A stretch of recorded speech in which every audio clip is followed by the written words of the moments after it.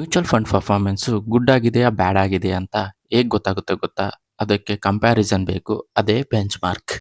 Bench mark ಅಂದರೆ ಒಂದು standard index, fund performance compare ಮಾಡೋ reference. Example, Nifty 50 benchmark 12% return ಕೊಟ್ಟಿದೆ ಅಂತ ಇಮ್ಯಾಜಿನ್ ಮಾಡ್ಕೊಳ್ಳಿ.